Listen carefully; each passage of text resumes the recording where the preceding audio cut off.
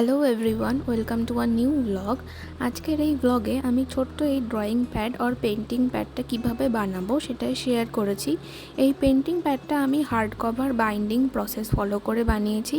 আর ভিডিওটা দুটো পার্ট আছে। ফার্স্ট পার্টে আমি পেপার সেট আপ আর সেকেন্ড পার্টে আমি হার্ড বাইন্ডিংয়ের যে প্রসেসটা আছে সেটা দেখিয়েছি।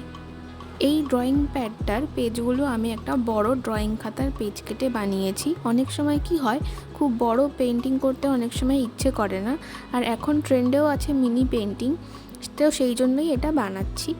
আচ্ছা, যখন এরকম পেন্টিং প্যাড বানাবেন তখন পেজগুলোতে কত জিএসএম আছে সেটা অবশ্যই দেখবে। 100 থেকে 150 বা 180 জিএসএমের যে পেপারগুলো হয় তাতে পেন্সিল স্কেচ বা খুব হালকা কালার স্কেচ পেন ইউজ করা যায়, কিন্তু যদি ওয়াটার কালার করতে চাও সেক্ষেত্রে দেখে নেবে যে পেজগুলো যেন 180 বা 250 জিএসএমের পেপার হয়, আর সেটাই হবে সেই ওয়াটার কালার করার জন্য সবথেকে বেস্ট। আর যদি অ্যাক্রাইলিক বা গজ পেন্ট করতে চাও তাহলে কিন্তু সবসময় দেখবে যে পেপার কোয়ালিটি যেন 300 জিএসএম থাকে। 300 জিএসএমের যে পেপারগুলো হয় সেগুলোতে কিন্তু দুদিকেই পেন্ট করা যায়। ওগুলোর অনেকটা ক্যানভাস যে পেপার হয় বা ক্যানভাস শিট যে হয় সেরকমই দেখতে হয়। তো যাই হোক, বলতে বলতে অনেকটাই করে ফেলেছি। আসলে ফার্স্ট এই যে পার্টটা দেখছো এটা মেন ভিডিওটা ডিলিট হয়ে যাওয়ার কারণে আমি শর্টসের ক্লিপটাই দিয়ে দিলাম। সেকেন্ড পার্টটা হার্ড বাইন্ডিংয়ের ওপর পুরো প্রসেসটা আছে, অবশ্যই দেখে জানিও কেমন লাগলো। পেজ সেট আপ হয়ে গেলে সবকটা পেজ আমি গ্লু দিয়ে বাইন্ড করেছি আর গজ কাপড় দিয়েছি গ্লুয়ের সাথে। হার্ড বাইন্ডিংয়ের কাগজগুলোকে গ্লুয়ের সাথে কাপড় দিয়ে বাইন্ড করতে হয়, তাতে বাইন্ডিংটা খুব মজবুত হয়। আর এবার হার্ড কভারের জন্য আমি কার্ডবোর্ড ইউজ করেছি। তোমরা পুরনো ডায়েরির যে হার্ড পোর্শনটা থাকে সেটাও ইউজ করতে পারো।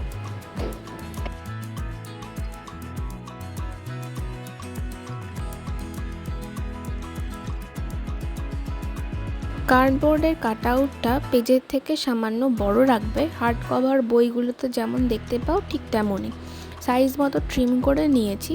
আর এরপরে মাস্কিং টেপ দিয়ে আমরা এই তিনটে পার্ট মানে ফ্রন্ট কভার, ব্যাক কভার এবং যে আমাদের মিডিলের পোর্শনটা থাকবে সেইগুলোকে আমরা মাস্কিং টেপ দিয়ে জুড়ে নেব।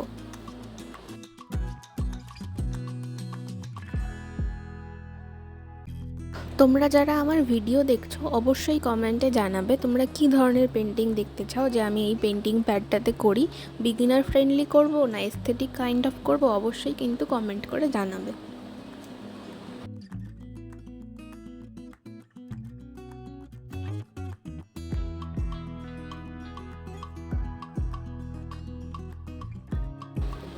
মাস্কিং টেপ দিয়ে হার্ড কভারটা যখন সেট করব তখন অবশ্যই খেয়াল রাখবে এই যে তিনটে পার্টস রয়েছে মানে ফ্রন্ট, ব্যাক এবং মিডল পোর্শন, এই তিনটে পার্টের মধ্যে যেন সামান্য একটু গ্যাপ থাকে। সেই গ্যাপটা রেখেই কিন্তু মাস্কিং টেপটা লাগাবে, বোথ ভেতরে এবং বাইরে দুদিকেই লাগাবে। কারণ এই গ্যাপটা রাখার কারণেই হচ্ছে আমরা এই হার্ড কভারের যে সেট আপটা আমরা করছি এটাকে আমরা ফোল্ড করতে পারবো, ঠিক যেরকম আমরা বইয়ের ফোল্ড করি।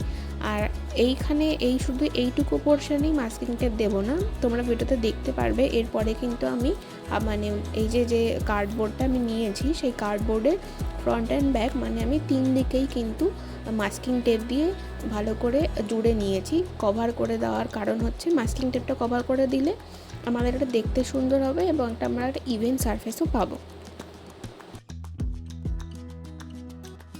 আচ্ছা, মাস্কিং টেপ দিয়ে এরকম পুরোটা জুড়ে নেওয়ার পরে আমরা যে আগে পেজ সেট আপটা রেখেছিলাম সেটাকে এর মধ্যে দিয়ে পেস্ট করে নেব, আর তাহলেই কিন্তু আমাদের এই মিনি পেন্টিং প্যাড রেডি হয়ে যাবে। আমি আশা করি তোমরা ভিডিওটা দেখলে পুরো প্রসেসটা ভালো করেই বুঝতে পারবে। আমি যেহেতু প্রথম পার্টটা ডিলিট হয়ে গেছিলো, আমি সেকেন্ড পার্টটা কিন্তু ভালো করে বোঝানোর চেষ্টা করেছি। আই হোপ তোমাদের ভালো লেগেছে ভিডিওটা। খুব সিম্পলভাবে আমি ট্রাই করেছি যাতে হার্ড কভার বাইন্ডিংয়ের যে প্রসেসটা থাকে সেটা বোঝানোর। হার্ড কভার বাইন্ডিংয়ের মধ্যে কিন্তু আরও একটা প্রসেস থাকে, সেটা হচ্ছে যে সবকটা পেজ কিন্তু আবার আলাদা আলাদা করে সেলাই করতে হয়। সেক্ষেত্রে তোমরা যদি আমি যে থিকনেসের এই প্যাডটা বানিয়েছি তোমরা যদি এর থেকে মোটা করতে চাও মানে দ্বিগুণ করতে চাও তখন কিন্তু তোমাদেরকে সেই পেজগুলোকে সেলাই করতে হবে। তখন শুধুমাত্র আঠা আর গজ কাপড় দিয়ে দিলে কিন্তু হবে না, তখন সেক্ষেত্রে সেলাই করতে হবে। যদি তোমরা চাও যে আমি এর থেকেও মোটা ধরনের পেন্টিং প্যাড বানাই এবং সেখানে ওই প্রসেসটাও দেখাই তাহলে অবশ্যই কমেন্ট করে জানাবে, আমি চেষ্টা করব ওইভাবেও একটা প্যাড বানানোর। আর কি, এবার তোমরাও নিজেরাই বানিয়ে ফেলো তোমাদের নিজেদের পেন্টিং প্যাড।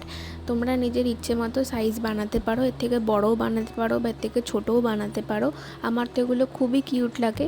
আর যদি তোমরা আমার এই ভিডিও দেখে কেউ প্রসেসটা ফলো করে যদি কেউ পেন্টিং প্যাড বানাও, তাহলে আমার ফেসবুকে আমাকে ডিএম করতে পারো, আমি তোমাদের সেইগুলো ছবিসহ আমার পেজে পোস্ট করে দেবো। আমার যে ফেসবুক পেজটা রয়েছে সেটাকেও ফলো করতে পারো, লিঙ্ক ডেসক্রিপশানে আছে।